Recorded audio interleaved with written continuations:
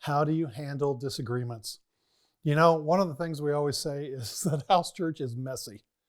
House church is messy because it's relationship based. And so you've got squabbles between children, you've got personalities that conflict. You know, I've talked about in previous video about Galatians 2:9 about how we perceive the grace in one another and love the grace in one another. But the reality is this: when a house church starts, usually for the first 3 months, everybody's on their best behavior. Everybody's got their church face on, and yay, isn't this wonderful? Somewhere around 3 to 6 months, the facade starts coming off. People start opening up, personalities start coming forward, and that's where you start seeing conflict. And if they can work through that in the 6 to 9 month time frame, that's usually when people start working through, do I want to stick with this or not? Do I like this person or not? Or I just don't like this person.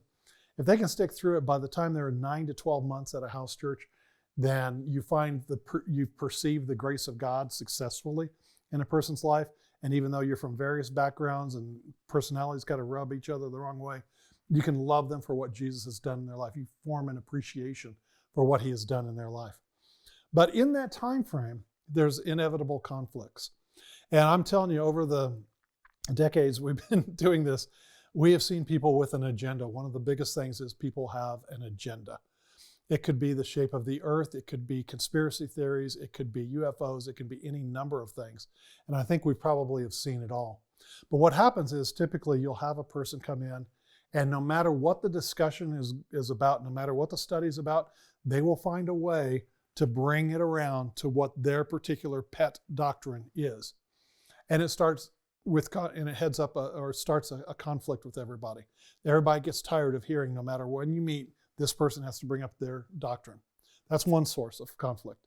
Another one, maybe just a flat doctrinal issue, and an argument can be there. They forget that my teaching on 1 Corinthians chapter 14, where it says anything you say will be judged. You know, let the prophets judge.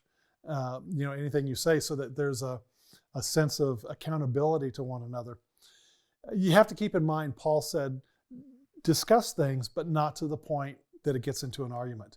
He said that in a couple different places. I think it's in 2 Timothy 2, perhaps, and elsewhere to the Ephesians, make allowances for one another, forgive one another, and things of that nature. So what do you do if there's a disagreement, if there's a conflict? Well, because remember again, these are written to people in the house doing church in the house. This is written by Paul when he's saying when he's saying forbearing or making allowances for one another, when he's saying be at peace, be angry but don't sin, don't let the devil get a hold of you because you've held on to it. Let him that stole steal no more, but let him get a job and work with his hands. When he's saying all this, these are people living in living rooms. I mean, house church is messy. There's conflicts. What do you do? Well, what did Jesus say in Matthew chapter 15, or Matthew 18 and verse 15, where he said, if your brother sins against you, go to him privately and deal with it. And if he repents, then you've gained a brother. And if he doesn't, then take one or two more with you as witnesses. And if he's repenting, then you've gained that brother. If not, you tell it to the church. And what he means by that is you're telling it to the leadership. That's how they handled things back then. They would go to the Sanhedrin or the council or whatever. In a synagogue where it's family-based, 10 families based together, they would take it to the core 2 or 3 or 4 couples, as a matter of, that's how they would deal with conflict. First individually, then 1 or 2 witnesses, then they would go to the core leadership. And that's what we do in house church. And so how do you deal with conflict? If it's doctrinally and the person won't keep their doctrine to themselves, then sometimes you have to ask them to leave, to find a church that believes the way they do.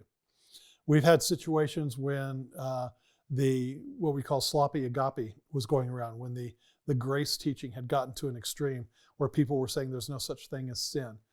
There's no such thing as accountability to one another. And you had people coming into the house church late in the middle of everything and refusing to apologize, saying, I'm not accountable to anybody. There's no such thing as sin. I don't have to apologize. They finally had to ask them, go find a church that believes like you do, because we don't believe like that. In house church, in family based, a family is accountable to one another just by its very nature. So therefore, our family of meeting in the home is accountable to one another. So how do you deal with conflict? You do it privately to protect the person's privacy. And that's why Jesus said, go to him, to that person privately, just you and them. And then if they won't hear you, then one or two more. And you work with them to try to get them to see another point of view. Many people today are not used to a group, a community of believers. And so they're not used to actually having conversation.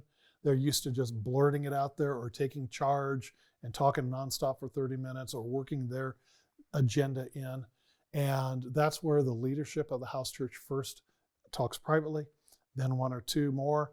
Then if they need to be asked to leave, then you ask them to leave, to go find a church that believes like they do. But there's always a way to handle it. It's just you're perceiving grace, you're looking for grace, but the other person has to cooperate with that grace. You're willing to extend patience and make allowances for them and extend grace, but they also have a responsibility to grow as a human being and grow and learn how to be a guest in someone's home and part of a larger community of faith. And if they do that, then all is well. They will learn and grow. But if not, sometimes you have to ask them to go somewhere else. But deal with it scripturally, first individually, then one or two others, and then as a larger body, try to take them aside. And sometimes that can mean over a lunch or a tea or a dinner. But one way or the other, deal with it the right way. Walk in love, but also protect the integrity of the local house church so that it doesn't get caught up in strife and division.